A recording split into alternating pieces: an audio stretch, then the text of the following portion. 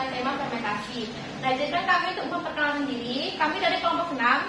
Yang pertama, menganggotakan saya sendiri, Alda Cynthia Prawita dengan NIM 1231113, dan rekan saya, Syifatul Aziza dengan NIM 1231101. Sebagai mahasiswa IPA, kita tentunya tahu apa yang dimaksud dengan IPA terpadu. IPA terpadu adalah memadukan satu buah tema yang dapat dipadukan dengan beberapa mata pelajaran IPA yang dapat dipelajari dalam sekaligus, yaitu seperti fisika biologi, biologi kimia, dan kimia fisika, atau sekaligus dalam ketiganya, yaitu fisika, biologi, dan kimia. Nah, sebagai salah seorang guru atau guru, kita akan menerapkan model-model pembelajaran apa saja yang akan kita lakukan di kelas. Nah, model pembelajaran ini adalah suatu model pembelajaran yang memungkinkan peserta didik, baik secara individual atau kelompok, aktif dalam menggali dan menemukan serta konsep dan prinsip-prinsipnya. Nah, menurut Forgetty ada 10 model pembelajaran yang dapat diterapkan. Yang pertama adalah fragmented, yang kedua connected, yang ketiga nested, yang keempat square, yang kelima shared, yang keenam web, yang ketujuh treat, yang kedelapan integrate, kesembilan immerse, dan ke-10 network. Nah, pada kesempatan kali ini kami akan menjelaskan tentang model web. Perlu teman-teman ketahui, model web adalah model pembelajaran terpadu yang menggunakan tema sebagai dasar pembelajaran. Model pembelajaran ini memadukan multidisiplin ilmu atau berbagai mata pelajaran yang diikat oleh satu tema. Artinya, dalam menggunakan model web ini yang harus kita perhatikan pertama kali adalah dalam menggunakan tema. Nah, tema di sini adalah tema yang harus berkaitan dengan beberapa mata pelajaran. Nah, setelah dikaitkan, tentunya harus diciptakan atau membentuk beberapa sub-sub materi atau sub-sub tema. Selanjutnya, kita masuk dalam karakteristik sebuah model. Sebuah model pasti memiliki beberapa karakteristiknya masing-masing. Di sini kita akan membahas tentang karakteristik model web. Yang pertama, berpusat pada anak. Jadi, model web ini lebih menekankan anak sebagai subjek belajar, sedangkan guru lebih menekankan sebagai fasilitator dalam memberi kemudahan dalam aktivitas pembelajaran. Yang kedua, memberi pengalaman langsung. Dengan memberi pengalaman langsung, siswa diharapkan pada yang nyata atau konkret sebagai dasar untuk hal-hal yang lebih abstrak. Yang ketiga, penyisihan mata pelajaran yang tidak begitu jelas. Karena fokus model web ini itu tentang membahas konsep-konsep yang saling terkait dalam sebuah tema. Yang keempat, penyajian konsep dari berbagai mata pelajaran. Dengan disajikannya konsep dari berbagai mata pelajaran, siswa dapat dengan mudah memahami beberapa konsep dari sebuah tema. Dan hal ini juga memberi kemudahan bagi siswa dalam menyelesaikan sebuah masalahnya. Jadi dalam sebuah masalah, siswa dapat mencari solusi-solusi agar siswa dapat menyelesaikan masalah tersebut. Yang kelima, bersifat fleksibel. Guru dapat mengaitkan dari satu mata pelajaran ke beberapa mata pelajaran. Bahkan guru dapat mengaitkan dari mata pelajaran dengan kehidupan sehari-hari siswa. Yang keenam, menggunakan prinsip belajar sambil bermain. Model web ini lebih memberi suasana yang aktif dan menyenangkan sehingga dapat memberi suasana belajar sambil bermain dan bermain sambil belajar. Nah, pada selanjutnya itu kita masuk pada prinsip dasar model web. Prinsip utama dalam model ini adalah menentukan tema. Artinya, tema yang akan ditentukan harus ada kaitannya dan menjadi target utama dalam pembelajaran. Artinya, tema yang dipilih haruslah tema yang memiliki cakupan yang luas, dan tema tersebut haruslah dapat dikaitkan dengan beberapa bidang disiplin dan dapat membentuk sub-sub materi yang ada. Selanjutnya kita masuk ke dalam kelebihan dan kelemahan. Setiap model pasti memiliki kelebihan dan kelemahannya. Di sini kita akan membahas tentang kelebihan dan kelemahan dari model. Yang pertama, kelebihan dari model web. 1. Penyelesaian tema dapat ditentukan sesuai dengan anak agar termotivasi untuk belajar. Jadi, penyelesaian tema ini dapat ditentukan langsung dengan siswa tersebut. Yang mana tema tersebut dapat berkaitan langsung dengan kehidupan sehari-hari siswa. Yang kedua, lebih mudah dilakukan oleh guru yang belum berpengalaman mengajar. Model web atau yang sering disebut dengan dari laba-laba ini cukup mudah digunakan bagi guru yang belum berpengalaman mengajar. Karena model ini sangat alamiah dengan adanya sebuah tema. Jadi pembelajaran juga berlangsung secara alami, seperti layaknya interaksi anak dengan orang dewasa pada situasi informal. Yang ketiga, lebih mudah dalam perencanaannya. Lebih mudah dalam perencanaan sebuah kerja tim. Jadi, semua anggota tim dapat berkontribusi mencari konsep-konsep yang terkait dalam sebuah tema. Yang keempat, pendekatan tematik dapat memotivasi anak. Tematik itu sendiri itu salah satu pendekatan pembelajaran yang mengaitkan beberapa mata pelajaran menjadi satu kesatuan. Jadi dengan beberapa mata pelajaran dapat kita kaitkan dengan sebuah tema. Yang kelima, dapat memberikan kemudahan bagi siswa dalam melihat kegiatan-kegiatan yang saling terkait. Jadi model web ini memudahkan anak untuk melihat berbagai kegiatan atau berbagai gagasan yang berbeda namun saling terkait dalam sebuah tema. Selanjutnya masuk kepada kelemahan model web. Yang pertama adalah sulitnya penyelesaian tema. Yang artinya, maksud dari sini adalah hal utama yang harus diperhatikan dalam model web ini adalah menentukan tema. Jika tema tersebut tidak baik atau tidak tepat, maka penerapannya atau cakupannya tidak luas sehingga akan sulit bagi siswa untuk menemukan atau mengembangkan ide-ide pembelajaran yang ada. Yang kedua itu cenderung untuk merumuskan tema yang dangkal. Nah, jika memilih tema tersebut tidak pas atau memiliki cakupan yang tidak luas, maka materi yang akan dijelaskan pun tidak akan detail. Nah, jika tidak detail, maka proses pembelajaran tersebut tidak lancar karena siswa tersebut kurang memahaminya. Yang ketiga yaitu guru lebih berpusat pada kegiatan daripada pengembangan konsep. Maksudnya adalah guru lebih menekankan keterlibatan siswa dalam proses belajar secara langsung dan aktif dan terlatih dalam menentukan sendiri berbagai pengetahuan yang dipelajari dan menghubungkan dengan konsep yang telah dipelajari sebelumnya daripada menekankan dalam penjelasan secara penuh dalam sebuah materi.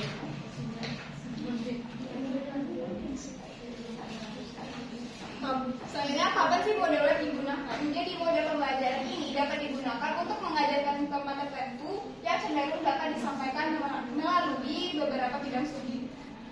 Jadi dengan sebuah tema dapat kita kaitkan ke beberapa bidang studi. Contohnya, dengan tema fermentasi dapat kita kaitkan ke beberapa bidang studi seperti biologi, kimia, fisika, kesehatan, teknologi, dan sebagainya.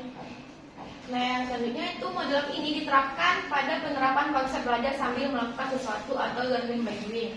Artinya, dalam model ini tidak hanya menekankan atau tidak hanya menjelaskan bagaimana teori-teori dalam materi tersebut atau pengetahuannya, tetapi juga di sini dapat menerapkan bagaimana siswa itu dapat melakukan sesuatu untuk memahami satu konsep. Seperti tema yang kami ambil itu fermentasi, tidak hanya teori atau pelajaran saja didapat, tetapi juga siswa tersebut dapat melakukan satu percobaan agar siswa tersebut lebih tahu bagaimana konsepnya sebenarnya. Contohnya dalam pembuatan tempe, apa saja yang dibutuhkan, bagaimana proses pembuatannya, apa saja kegagalan yang akan dialami. Selanjutnya kita masuk dalam pandangan terhadap model web. Yang pertama, model pembelajaran ini memadukan multidisiplin ilmu atau berbagai mata pelajaran yang diikat oleh satu tema. Yang kedua, tema dapat mengikat kegiatan pembelajaran baik dalam mata pelajaran maupun lintas mata pelajaran. Yang mana telah dijelaskan tadi bahwa dengan sebuah tema dapat kita kaitkan ke beberapa bidang studi, sehingga siswa dapat memahami berbagai konsep yang saling terkait dengan sebuah tema. Nah, yang ketiga adalah model web memandang kurikulum melalui teleskop yang melihat sekumpulan bintang sekaligus. Nah, model web ini dapat diartikan sebagai sebuah teleskop, yang artinya teleskop ini dipandang sebagai atau diartikan sebagai sebuah tema, dan sekumpulan bintang ini adalah sub-sub materi atau sub-sub tema yang ditentukan. Nah, artinya dalam model ini dalam satu tema kita dapat mengaitkannya dengan beberapa bidang disiplin ilmu dan dapat membentuk sub-sub materi atau sub-sub tema yang ada. Selanjutnya kita masuk dalam penerapan dalam unsur IPA. Jadi pembelajaran terpadu menggunakan model ini dimulai dengan menentukan sebuah tema. Tema yang kami ambil yaitu tema fermentasi dalam bab bioteknologi kelas 9 SMP. Dengan tema fermentasi ini dapat kita padukan menjadi subtema. Yang pertama, kita kaitkan dalam disiplin biologi dengan subtema makhluk hidup yang berperan dalam proses fermentasi. Nah, yang kedua itu dalam bidang fisika kita dapat membentuk sub tema yaitu pengaruh suhu dan waktu dalam proses fermentasi. Yang ketiga, kita kaitkan dengan disiplin kimia dengan subtema reaksi kimia yang terjadi dalam proses fermentasi. Nah, pada bidang kesehatan kita dapat membentuk subtema yaitu mengetahui manfaat dari fermentasi bagi kesehatan. Dan yang terakhir, kita kaitkan dengan bidang teknologi dengan subtema hubungan antara teknologi dengan fermentasi.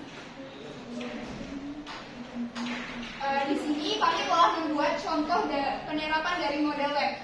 Di bagian tengah ini adalah fermentasi, tema yang kami ambil, dan di sekelilingnya adalah disiplin yang berkaitan langsung dengan tema fermentasi tersebut. Jadi tema fermentasi ini dapat kita kaitkan dengan disiplin biologi. Yang pertama mikroorganisme, yang kedua bahan pangan. Jadi mikroorganisme di sini itu makhluk hidup yang berperan dalam proses fermentasi. Contohnya dalam pembuatan yogurt kita memerlukan mikroorganisme Lactobacillus bulgaricus. Dan yang kedua bahan pangan atau bahan dasar pembuatan contohnya dalam pembuatan tempe kita memerlukan bahan dasar seperti kacang kedelai.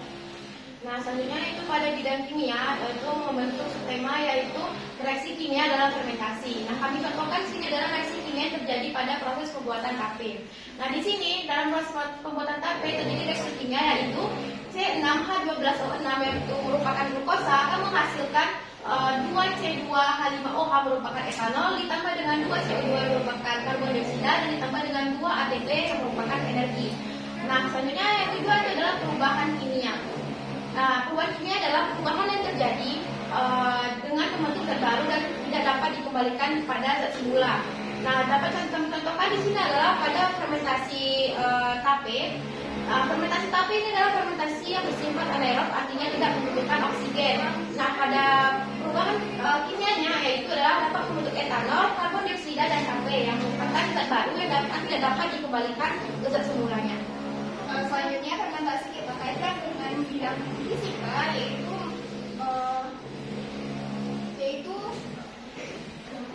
melibatkan dasaran fisika seperti waktu dan suhu. Contohnya yang pertama yaitu waktu. Contohnya dalam fermentasi yogurt kita memerlukan waktu sekitar 12 jam agar fermentasi yogurt berhasil dilakukan. Yang kedua, suhu. Contohnya dalam pembuatan yogurt kita memerlukan suhu sekitar 35 sampai 45 derajat Celcius agar bakteri Lactobacillus bulgaricus dapat hidup selama proses fermentasi dilakukan. Nah, selanjutnya itu pada bidang kesehatan yaitu pada tema baik untuk kesehatan tubuh. Kami ambil contoh yaitu pada hasil fermentasi singkong berupa tape yaitu bisa baik untuk kesehatan tubuh berupa dapat menghangatkan badan, menurunkan tekanan darah dan dapat digunakan untuk menurunkan berat badan. Nah, yang kedua itu kami contohkan itu manfaat dari yogurt. Yang pertama itu untuk meningkatkan sistem imun, menurunkan tekanan darah dan dapat menurunkan berat badan. Dan yang terakhir kami kaitkan fermentasi dengan bidang teknologi. Yang mana fermentasi tersebut adalah sebuah metode yang dapat menciptakan produk baru dari suatu bahan dasar. Hal ini yang dimaksud dengan teknologi.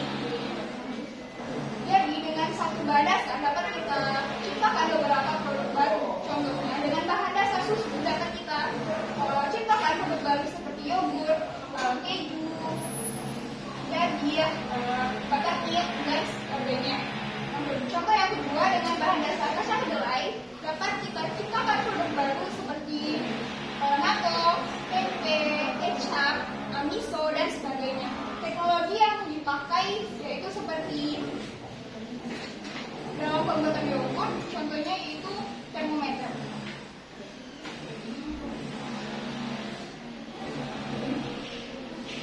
Nah, sekian hasil presentasi yang telah kami lakukan. Kami mohon maaf jika kami ada melakukan kesalahan atau kekurangan dalam studi materi. Kami akhiri. Wassalamualaikum warahmatullahi wabarakatuh. Waalaikumsalam